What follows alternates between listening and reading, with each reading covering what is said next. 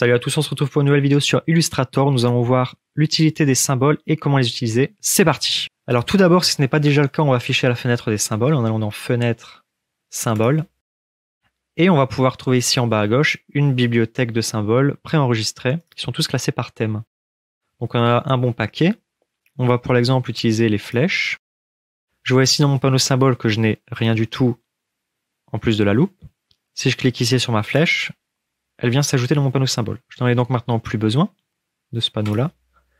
Et j'ai ici une forme globale à partir de laquelle je vais pouvoir créer des copies. Si je viens glisser ici, je crée ce qu'on appelle une instance, donc une copie de mon symbole. L'intérêt des symboles, c'est que si je viens faire une modification de ma forme globale ici, dans mon panneau de symbole, je vais modifier toutes les copies sur mon plan de travail. Donc ça permet un gros gain de temps à ne pas manuellement modifier chaque copie ou alors supprimer ces copies pour les recréer derrière. On vient juste modifier en double-cliquant dans notre panneau symbole sur le symbole. On vient faire nos modifs. Donc par exemple, je vais venir modifier ma couleur. Je vais également venir sélectionner les deux points du bas afin d'étirer ma flèche pour en faire une plus longue. Si maintenant je quitte, on voit que mes 3 flèches sur mon plan de travail ont été mises à jour. Donc ça, c'est parfait. Maintenant, on va utiliser un cas concret, qui est celui d'un designer de polo, pour montrer qu'on peut également créer des variantes dans nos instances de symboles, afin d'avoir par exemple une flèche bleue, une flèche verte et une autre flèche qui sera jaune. Alors je vais supprimer mes flèches, et on va créer notre propre symbole, qui va être ce polo, auquel on va créer des variantes. Donc pour ça, je vais reprendre ma flèche noire, et je vais faire glisser tout simplement mon tracé de polo dans mon panneau symbole. J'ai une nouvelle fenêtre qui s'ouvre, je dois lui donner un nom. On va l'appeler Polo tout simplement.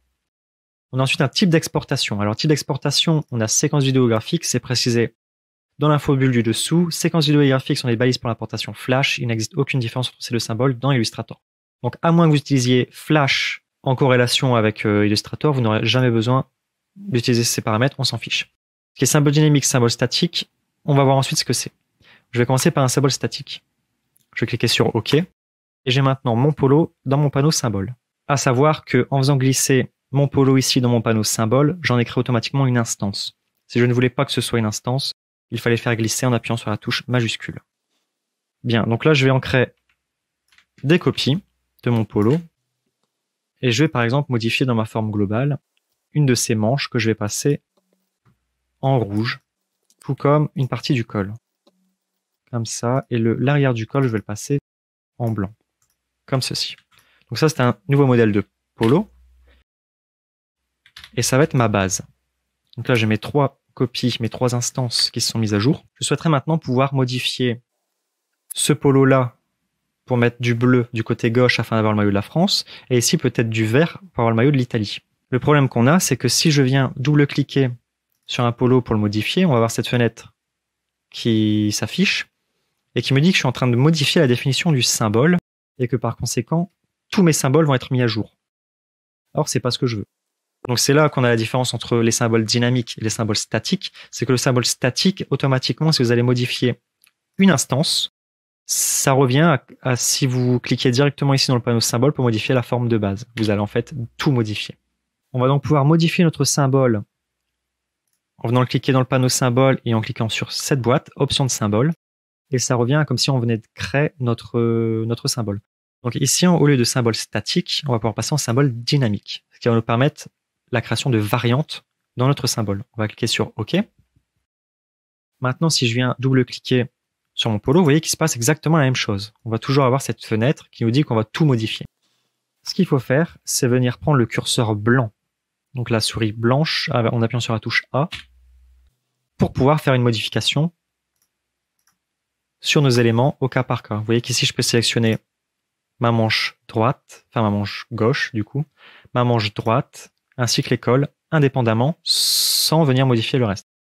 Donc je vais pouvoir ici me choisir une couleur bleue pour ce polo-là, et pour celui-ci, je vais pouvoir lui caler, je me suis trompé dans ma sélection, je vais pouvoir lui caler du vert. Donc bon, c'est pas des couleurs approximatives, mais voilà, vous avez compris. Et j'ai maintenant 3 polos différents. Maintenant, je me rends compte que la coupure des manches, ça va pas du tout. Donc je vais devoir modifier ma forme globale. Je vais venir dedans. Je vais ici pouvoir prendre des points d'ancrage et venir les modifier. Donc là, je vais faire un truc pas très propre, mais simplement pour qu'on comprenne bien, enfin qu'on voit bien la modification. Je fais une coupe comme ça, donc très bizarre, mais voilà. Vous voyez que les trois ont été modifiés et pour autant, ils ont gardé leur couleur. Alors la limite des symboles, c'est justement qu'on ne peut modifier que ce qui est fond et contour, donc les couleurs, les motifs, les dégradés, et d'après la documentation, certains effets tels que les ombres portées.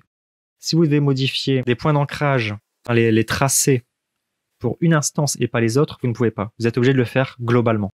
Sinon, si vous êtes vraiment obligé de modifier, par exemple ici, mon polo français, je veux le raccourcir, la seule façon que je vais avoir de le faire, c'est de venir rompre le lien.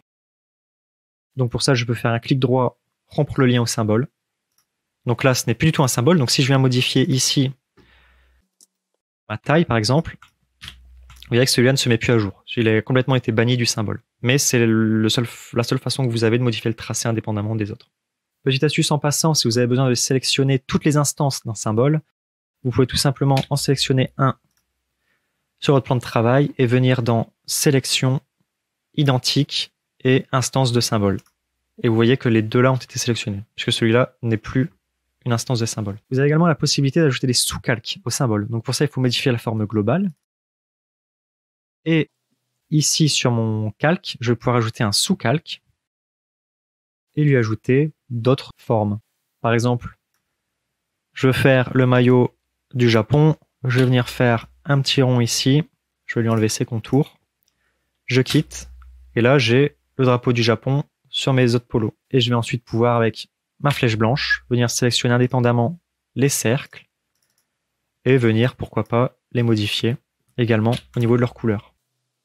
Et dernière bonne raison d'utiliser les symboles, c'est que ça va alléger votre fichier. Si vous avez tout des copies indépendantes, votre fichier pèsera plus lourd que si vous avez un fichier avec tous des symboles. Et en plus, ce sera beaucoup plus pratique pour tout mettre à jour. Donc les symboles, il y a zéro excuse pour ne pas les utiliser. Et maintenant, vous avez toutes les cartes en main pour les exploiter au maximum. On se retrouve bientôt pour un nouveau tuto. Bye!